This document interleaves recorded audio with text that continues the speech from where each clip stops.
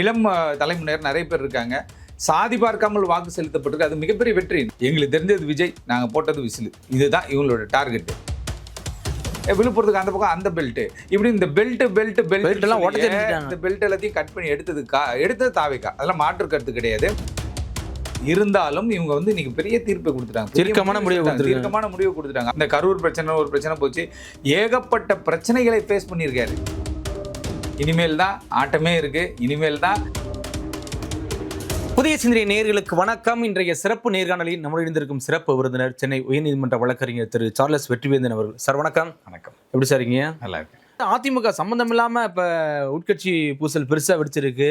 அதாவது தாவேக்கா கேட்கவே இல்லை அதிமுக, ஆனா சம்பந்தம் இல்லாம தாவேக்காக்கு ஆதரவு தெரிவிக்கணும்னு அவ்வளவுதான், கட்சி பிளவு போட்டுறான் அப்படின்னு ஒரு பூகம்பத்தை சிவி சண்முகம் கிளப்பியிருக்காரு. இது எப்படி என்னன்னா, அதிகாரம் இல்லாமல் ஒரு சில அரசியல்வாதிகளால் இருக்க முடியாது சார். பதவி. ஆமாம், காமராஜர், கக்கனு, இந்த பக்கம் போனீங்கன்னா பெரியாருக்கெல்லாம் எவ்வளோ வாய்ப்பு கிடைச்சி சார். பெரியாருக்கெல்லாம் அவர் முதல்வர்னா எப்பயும் ஆயிருக்கலாம். ஆமாம், அந்த பீரியட்ல சொல்கிறேன். வெள்ளைக்காரெல்லாம் கூட அவர் சொன்னால் எல்லாருமே அடங்கி போகிற அளவுக்கு இருந்துச்சு சார். ஆனால் அவர்கள்லாம் எவ்வளோ பெரிய விஷயங்களை அவங்க சந்திச்சிருப்பாங்க. ஆட்சி அதிகாரத்திற்குள்ளேயே அவங்க வரல. ஆட்சி அதிகாரத்துக்குள்ள விரும்புறாரு, கக்கன் அமைச்சராக இருக்காரு, காமராஜர். ஆனால் பெரியாருடைய கதையே வேற. அப்படி இருக்கும் பொழுது இவங்க சொல்ற விஷயங்களை எடுத்து நம்ம இதையும் அது ஒரே அளவுகளில் பார்க்க முடியுமா அப்படின்னு பார்த்தா முடியாது. ஏன்னா இவங்க வந்து அதிமுகவாக இருக்கட்டும், இன்னைக்கு கூட்டணி கட்சியில் போறக்கூடிய காங்கிரஸாக இருக்கட்டும், எல்லாரும் கேட்டால் சார் பாலிடிக்ஸ் என்ன கேட்டால் சந்தர்ப்பவாதம் தானே சார். அரசியல்ன்றதே சந்தர்ப்பவாதம் தான். கரெக்ட். அந்த நேரத்தில் யார் கூட போகிறோமோ அந்த 5 வருஷம் அவ்வளோதான். அதுக்கப்புறம் அதை அப்படியே டெவலப் பண்ணுறோமா இல்லை அதுலேருந்து வெளில வர மாட்டேது அந்த 5 வருஷத்தில் இவங்க கூட இருக்கக்கூடிய அந்த ரிலேஷன்ஷிப்லேயும் இந்த அண்டர்ஸ்டாண்டிங்கில் தான் புரியும். இன்றைக்கி கடந்த 2021 ஆட்சியை விட்டாங்க அதிமுக. அந்த அம்மா வந்து இறந்த பிறகு 4 வருஷம் ஒரு அமைச்சராக இருக்கார், முதலமைச்சராக இருக்கார். எடப்பாடி பழனிசாமி தலைமையில் ஒரு ஆட்சி இருக்குது. அதற்கு பிறகு நடைபெற்ற எல்லா தேர்தலையுமே அவங்க தொழில் தான் தழுவுறாங்க. இப்போ சிவி சண்முகம் போன்றவர்கள்லாம் அமைச்சராக இருந்தவங்க. அப்போ ஒரு கூட்டம் வந்து அந்த பதவிக்கான ஒரு கூட்டமே இருக்கும் சார். அப்போ அவங்களுக்கு ஒரு வாய்ப்பு, அந்த வாய்ப்பு கிடைக்குது. அந்த வாய்ப்பு என்னன்னு கேட்டால் இதில் போய் அமைச்சராக போகிறோம், இதில் போய் வந்து ஒரு அங்கீகாரம் கிடைக்க போகுது அப்படின் போது அவங்க வருவாங்க. ஏன்னா எக்ஸ்பீரியன்ஸ் ஆள் ரொம்ப உங்களுக்கு முக்கியம். கரெக்ட். உங்களுக்கு ஐடியா கொடுக்கறதுக்கு, அட்வைஸ் பண்ணுறதுக்கு, இதெல்லாம். ஏன்னா இவங்க ஃபஸ்ட் டைம் வராங்க. இளம் தலைமுறையினர் நிறைய பேர் இருக்காங்க. சாதி பார்க்காமல் வாக்கு செலுத்தப்பட்டிருக்கு. அது மிகப்பெரிய வெற்றி. என்னதான் பல விஷயங்கள் சொன்னாலும் கூட திராவிட கட்சிகள் பண்ணக்கூடிய ஒரு கொங்கு பெல்ட் அப்படின்னு எடுத்துப்பாங்க. என்ன பெல்ட்? கொங்கு பெல்ட். இந்த ஜாதிகாரனுக்கு தான் அங்கே ஓட்டு கொடுப்பாங்க, அங்கே எலெக்ஷனில் நிற்க முடியும். இன்னொரு பக்கம் எடுத்துட்டாங்கன்னா இது வந்து என்ன கேட்டால் இந்த பெல்ட், விழுப்புரத்துக்கு அந்த பக்கம் அந்த பெல்ட், இப்படி இந்த பெல்ட் எல்லாம் இந்த பெல்ட் எல்லாத்தையும் கட் பண்ணி எடுத்தது தாவேக்கா. அதெல்லாம் மாற்று கருத்து கிடையாது. என்ன வேணா ஒரு சமத்துவத்தை கொண்டு வந்து தாவேக்கா தான், அதை மறுக்க முடியாது. யாருமே சாதி பார்க்கல சார். அவர் வேட்பாளரே தெரியாதுன்றான் சார் ஒருத்தன். எங்களுக்கு தெரிஞ்சது விஜய், நாங்கள் போட்டது விசில். இதுதான் இவங்களோட டார்கெட். ஆனால் மற்ற கட்சியில தாண்டி இன்னைக்கு அதாவது தாழ்த்தப்பட்ட சமுதாய மக்கள் கிட்டத்தட்ட 25 வேட்பாளர் ஜெயிச்சிருக்காங்க. 30 பேருக்கு மேல இருக்காங்க சார். 76 பேருக்கு மேல போட்டிட்டு இருக்காங்க சார். இதெல்லாம் மாபெரும் வெற்றி இல்ல. நீ ஜாதி பார்த்து நீ என்ன ஜாதி, ஓ அப்படியா, எப்பா அவனுக்கு சீட்டு கொடு, நீ அங்கே அந்த கம்யூனிட்டி அதிகமாக இருக்குது, அவங்களுக்கு தான் நம்ம ஓட்டு கொடுக்கணும். இது எவ்வளோ காலமாக நம்ம பார்த்துட்டோம். ஆமாம், சொல்ல போனால் திராவிட கட்சியில் மதிக்கவே மாட்டாங்க சார். தனபால் அவர்கள வீட்டில் சாப்பிட கூட இல்லையில்ல. ஒன்று. ரெண்டாவது என்ன கேட்டிங்கன்னா, இந்த மாதிரியான ஒரு நடைமுறை அப்படின்றது வந்து இப்போ இந்த மாவட்ட செயலாளர் வந்து ஃபுல் கண்ட்ரோல் எடுத்துருவார். எதுனாலும் நீ நேராக போய் பார்க்கவே முடியாது தலைவரை. ஏதோ ஒரு பிரச்சனை, ஏதோ ஒரு விஷயம், ஏதோ கல்யாணத்துக்கு பத்திரிக்கைக்கு போனால் கூட மாவட்ட செயலர் காலில் தான் விழணும். மாவட்ட செயலர் பயங்கர பந்தா பண்ணுவார். மாவட்ட செயலரும் இருப்பார், அமைச்சராகவும் இருப்பார். மாவட்ட செயலர் அமைச்சராக இருப்பாங்க. இது மாதிரி எத்தனை பேர் நான் சொல்லட்டுமா? இப்படி இந்த பக்கத்துலேருந்து எடுத்துக்கிறேன். காட்பாடியிலேருந்து நீங்கள் எடுத்தாலும் KN அமைப்பு செயலர் ஆகிட்டார். அதுக்கப்புறம் வந்து பார்த்தீங்கன்னா நீங்கள் இவர் தாமோ அன்பரசனாக இருக்கணும், மா சுப்பிரமணியமாக இருக்கட்டும், சேகர் பாபா இருக்கட்டும், ஆவடி சாமு நாசர் அவர்களாக இருக்கட்டும், இவங்க எல்லாருமே என்னன்னு கேட்டிங்கன்னா இவர்கள் மாவட்ட செயலர்கள். இவர்கள் நினைச்சாதான் நீ வந்து தலைமையோடு தொடர்பு கொள்ள முடியுன்றதே ஒரு தவறான கான்செப்ட். தெரியுமா?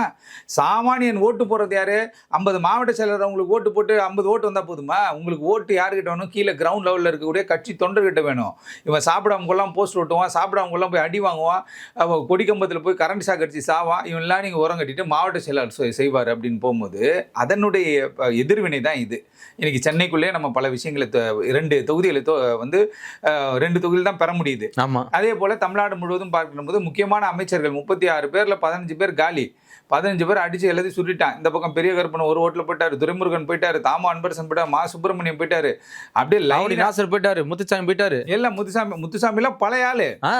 என்ன பண்ணுவாங்க கேட்டீங்கன்னா, மாவட்ட செயலர் இருப்பாரு, அவருடைய பையனுக்கு சீட்டு வாங்கி கொடுத்துருவாங்க. எம்எல்ஏ இருப்பார், அவங்க பையனுக்கு சீட்டு வாங்கி கொடுத்தாரு. MP இருப்பாங்க, அவங்க பையனுக்கு சீட்டு, பையனுக்கு சீட்டு கொடுத்தாங்க. பெஸ்டா போச்சு இல்ல சார். அதுதான் சார். அதுதான் இப்ப என்ன ஆச்சுன்னு கேட்டீங்கன்னா, அதுதான் ஒரு வாய்ப்பை தாவேக்காவுக்கு உருவாக்கி குடுத்துச்சு சார். உண்மைதான், உண்மைதான். தாவேக்கால எத்தன பேர் முன்னாடி அமைச்சரோட பசங்க இருக்காங்க, ஏதோ கட்சியில இருந்து வந்தவங்க இருக்காங்க. வந்தது ஜேசிடி பிரபாகரன் ஆல்ரெடி இருந்தார். நடுவுல அரசியலை விட்டே போயிட்டாரு. அப்புறம் ஓபிஎஸ் கூட பயணிச்சாரு. அதுக்கப்புறம் அது செட் ஆகல அப்படிங்கும்போது அவர் பாட்டுக்கு நேரா அவரு திமுக போறனோனே இவங்க எல்லாம் பிரிஞ்சு வந்து இங்க வந்துட்டாங்க. விஎஸ் பாபு திமுகல மாவட்ட செயலரா இருந்தாரு. திமுகல எம்எல்ஏவா இருந்தாரு. குறுகிய காலத்துல அவர் என்ன ஒரு 5 ஆண்டு காலம் அவர் பணி அவர் வேலை பிசினஸ் போயிட்டாரு. வரல. அதுக்கப்புறம் அதிமுகல போற அதுலயும் மாவட்ட செயலர் பொறுப்பு கொடுக்குறாங்க. மனக்கசப்பு ஏற்படுது. அதுக்கப்புறம் நெக் ஆஃப் த மொமெண்ட்ல தான் சார் அவர் சேர்றாரு. ஆமா. சேர்ந்து கட்சியில சேர்ந்து இப்போ எலெக்ஷனுக்கு 10 நாளைக்கு முன்னாடி தான் சார் 15 நாளைக்கு முன்னாடி தான் சார் வந்திருப்பாரு நினைக்கிறேன். ஆமா. அப்படி இருக்கும் பொழுது நீங்க வந்து முக்கியமான அங்கீகாரம் யார் யாருக்கெல்லாம் கொடுக்கணுமோ அவர்களுக்கு அங்கீகாரம் கொடுக்கப்படவில்லை. தொகுதி மாத்தி மாத்தி போடுறது. அந்த தொகுதியில வந்தா இந்த தொகுதியில இவரை போடுறது. இந்த தொகுதியில போன வாட்டி அப்பா இருந்தாலும் இந்த வாட்டி பையனை போடுறது. பையன் இருந்தாலும் இந்த வாட்டி மச்சானை போடுறது. சொந்தக்காரன் இப்படி போடும் பொழுது இது வந்து என்ன கேட்டீங்கன்னா ஒரு இம்பாக்டை கிரியேட் பண்ணும். அந்த இம்பாக்ட் வந்து ஆல்ரெடியே இருந்துச்சு சார். இப்போ தாவேக்காவே இல்லை. ஃபார் எக்ஸாம்பிள் சொல்றேன். தாவேக்கான்ற ஒரு கட்சி இல்லைன்னா கூட நெருக்கி தான் வந்து திமுக வெற்றி பெற்றிருக்க வாய்ப்பு இருக்கு. போன தேர்தலே உங்களுக்கு தெரியும். நிறைய தொகுதிகளை 300-400 ஓட்டுல தான் தோத்தாங்க அதிமுக. அதிமுகவுக்கும் இவங்களுக்கும் பெரிய டிஃபரன்ஸ்லாம் இல்லை. நெருக்கி தான் இருந்துச்சு. எல்லாம் 1.5% தான் இருந்துச்சு. அப்போ அந்த தேர்தலேருந்து ஒரு படிப்பினையை கற்றுக்கிட்டு வரோம். இன்னைக்கு எல்லாமே மாடர்னைஸ் ஆயிடுச்சு சார். இன்னைக்கு சமூக வலைதளத்தில் ஒரு விஷயத்தை போட்டு கைக்குள்ள அடங்கிச்சு சார். டக்குன்னு 1 லட்சம் பேர் பார்த்துறான் சார். அப்படி இருக்கும்பொழுது சரி, அது நம்ம போடும்போதே 1000 பேர் 2000 பேர் 5000 பேர் பார்க்குறான் அப்படின் போது ஒரு விஜய் அவர்கள் ஒரு கருத்தை சொல்றாரு. அவர் ஒரு செலிபிரிட்டி அப்படின் போது அது லட்சக்கணக்கான மில்லியன் கணக்கான வியூ போகுது இல்லை. அப்படி போகும்பொழுது என்ன ஒன்று கேட்டிங்கன்னா அது இம்பாக்டை கிரியேட் பண்ணுவோம். நம்ம இன்னொரு விஷயம் கேட்டிங்கன்னா எதிர்வினைன்றது உடனே ஆற்றிடணும் ஒரு சப்ஜெக்ட்ல. நல்லா கேட்டுக்கோங்க. இன்னைக்கு ஒரு விஷயம் சொல்கிறேன். ஒரு எதிரி ஒருத்தன் இருக்கா அப்படின்னா அவன் நமக்கு எதிர்வினை ஆற்றல்னா அவன் நமக்கு ஏதோ சிக்கல் பண்ண போகிறான், நமக்கு பிரச்சனை பண்ண போகிறான்னு தான் அர்த்தம். அதை புரிஞ்சுக்காம இவங்க என்ன பண்ணிட்டாங்க, அதெல்லாம் அவங்க பார்த்துப்பாங்க, இவங்க பார்த்தாங்க. ஃபீல்டு ஒர்க்கில் இறங்கி நம்ம தலைமை தர அளவில் போய் இறங்கி வேலை செய்தால்தான் இன்னைக்கு அரசியலில் ஷைன் பண்ண முடியும், அரசியலில் மேலே வர முடியும். உங்களுக்கு எதிராக நிற்கிறது வந்து என்ன கேட்டால் ஒரு இன்னைக்கு பாருங்க என்ன பேரு, இந்திய வரலாற்றிலே ஒரு மிகப்பெரிய பேரு. முதலாக தேர்தல் நிலை ஒரு கட்சி ஆட்சி பிடிச்சது இதுதான் ஃபர்ஸ்ட் டைம். 2 வருஷத்துல ஆல்ரெடி ராஜசேகர் ரெட்டி இறந்து போயிட்டார் ஹெலிகாப்டர் விபத்தில். அவங்க பையன் வந்துட்டு ஒய்எஸ்ஆர் காங்கிரஸ்னு ஒன்று ஆரம்பிக்கிறார். இவங்க காங்கிரஸ்லேருந்து பிரிஞ்சு வந்தவங்க. எப்படி பேரண்ட் பாடி காங்கிரஸ், சோனியா காந்தி தான் அவங்களுக்கு தலைவர். அதுலேருந்து பிரிஞ்சு வந்து ஒரு கட்சி ஆரம்பித்தாங்க ஒய்எஸ்ஆர். அவங்க ஆட்சி பிடிச்சாங்க. ஆனால் விஜய் அப்படி கிடையாது. விஜய் ஒரு திரைப்படத்துலேருந்து படம் ஷூட்டிங் நடந்துனே இருக்குது ஜனநாயகன். அந்த ஜனநாயகன் படம் வர்றதுக்கு ஒரு பெரிய சிக்கல் பண்ணி விட்டாங்க.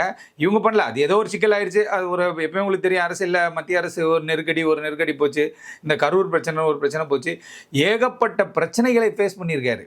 அந்த பிரச்சனையை ஃபேஸ் பண்ணவனு கூட அதெல்லாம் கான்சன்ட்ரேட்டே பண்ணல. ஒவ்வொன்றுத்துக்கும் கோவப்பட்டு பேட்டி கொடுக்கல. கட்சிக்காரன் போய் பேட்டி கொடுக்கல. கட்சிக்காரன் பேசினா கூட தலைமையோட பேச்சை கேட்டு தான் நீங்கள் பேட்டி கொடுக்கணும், ஏன்னா அது எதிர்வினை ஆட்டிடும் அப்படின்ட்டு. ஆனால் நீங்கள் ஒரு பாயிண்ட்டை நோட் பண்ணியிருக்கோம். திமுககாரர்கள் தாவேக்காவினரையோ இல்லை விஜயையோ மிக பகிரங்கமாலாம் இறங்கிலாம் எதுவும் வந்து பேசவே இல்லையே. ஆமாம், பேசலை. அப்போ எதிர்வினை ஆட்டலை, அசால்ட்டாக நினச்சிட்டாங்க. அப்போ இந்த தேர்தல் என்ன ஒரு படிப்பினை வந்து தமிழக மக்களுக்கும் அரசியல் கட்சிகள் இது வரைக்கும் ஆண்டவங்களுக்கு சொல்லுது அப்படின்னு கேட்டால், ஒரு பக்கம் எடப்பாடி பழனிசாமியும் பிரச்சாரத்தில் விஜய் எல்லாம் போட்டு கலாய்ச்சிட்டு இருந்தாப்புல. அப்போ என்ன சொல்லுது அப்படின்னு கேட்டால், எதையும் சர்வசாதாரணமாக எடுத்துக்க கூடாது. ஒவ்வொரு விஷயத்துலையும் யாரையும் டம்மியாக எடுத்துக்கவே கூடாது. அப்போ நீங்கள் களத்தில் போய் அதை நீங்கள் இறங்கி பார்க்கும்போது தான் விஷயம் தெரியும். இப்போ கேரளாவில் பார்த்தீங்கன்னா 3-4 பேர் சுயேட்சை எம்எல்ஏ சார். அப்போ ஒவ்வொரு மாநிலத்திற்கும் ஒரு ஸ்ட்ராட்டஜி இருக்குது. அந்த ஸ்ட்ராட்டஜி அவங்க பயன்படுத்துறாங்க. பினராயி விஜயன் மேல மிகப்பெரிய குற்றச்சாட்டுகள் எதுவுமே கிடையாது. இன்னைக்கு திமுக மேல அடுக்கடுக்கா இவங்க என்னென்ன விஷயங்கள் சொன்னாலும் கூட அதை ப்ரூவ் பண்ணணும், நீதிமன்றத்துக்கு போகணும். இந்த கட்சி இது மாதிரி கட்சின்னு யாரும் இது வரைக்கும் அதெல்லாம் ஃபிக்ஸ் பண்ணல. இருந்தாலும் மக்கள் நிறைய திட்டங்கள் செயல்படுத்தப்பட்டிருக்கிறது. இன்னைக்கு லைப்ரரி முதல்வன் படிப்பகம் நேற்று போகும்போது ஒருத்தர் காட்டினார், பிரம்மாண்டமாக கல்யாண மண்டபம் மாதிரி கட்டி வச்சிருக்காங்க. ஆமாம். அப்போ அதெல்லாம் கூட பண்ணியிருந்தாலும் கூட மக்கள் ஒரே விஷயம்தான், இது ஒரு மாற்றம் கொண்டு வரணும் அப்படின்னு முடிவு பண்ணிட்டா. இந்த 35லேருந்து இந்த பக்கம் இருக்கிறவங்க என்ன பண்ணுறாங்கன்னா திமுகவுக்கு ஓட்டு போட்டுறாங்க. ஆனால் இதற்கு பிறகு இருக்கிறவர்கள் இருக்காங்க இல்லையா, இந்த 6 வயசுலேருந்து 20 வயசு வரைக்கும் இருக்காங்க பார்த்தீங்களா, இவங்க எடுத்த முடிவு தான் இது. இவங்களுக்கு விளையாட்டு தான், எப்பயுமே விளையாட்டு பசங்க அவங்க. இருந்தாலும் இவங்க வந்து இன்னைக்கு பெரிய தீர்ப்பை கொடுத்துட்டாங்க, தீர்க்கமான முடிவு கொடுத்துட்டாங்க. அப்போ அதை தற்காத்துக் கொள்வது இவங்க கையில் இருக்குது. அப்போ அது மாதிரி ஒரு ஆட்சியாளர் வரும்போது அனுபவமிக்க அதிமுக இருக்கிற ஒரு சிலர் என்ன பண்ணுவாங்கன்னு கேட்டீங்கன்னா, ஒரு வாய்ப்பு தானே, ஏதோ ஒன்று, நீ என்ன கண்ட்ரோல் பண்ணுறது, யாருமே கண்ட்ரோல் கட்சியை நாளை போனால் எனக்கு அமைச்சர் பதவி, ஆமாம் அங்கே போனால் எனக்கு அமைச்சர் பதவி அப்படின்னு போகிறாங்க.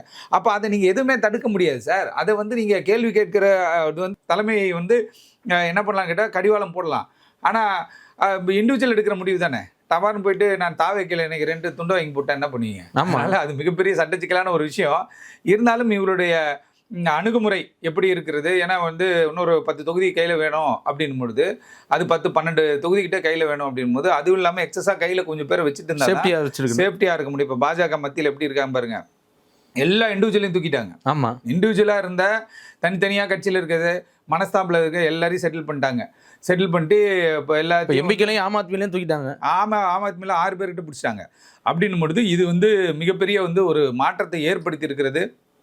கட்சி தொண்டர்கள் வந்து பயங்கரமான ஒரு டிசிப்ளினாக இருந்தால் மட்டும்தான் இந்த விஷயத்தை வந்து அடுத்த கட்டத்தை நோக்கி நகர்வுக்கு கொண்டு போக முடியும்.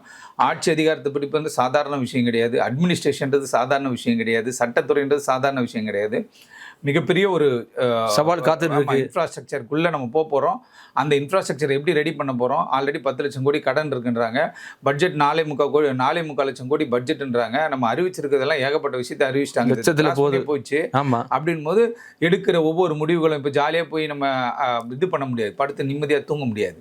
இனிமேல் தான் ஆட்டமே இருக்குது. இனிமேல் தான் அரசியலில் வந்து என்னென்ன மாற்றங்கள் நடக்க போகுதுன்னு நம்ம பார்க்க போகிறோம் சார். கண்டிப்பா சார். பொறுத்திருந்து பார்க்கலாம். மிக்க நன்றி சார். தேங்க்யூ.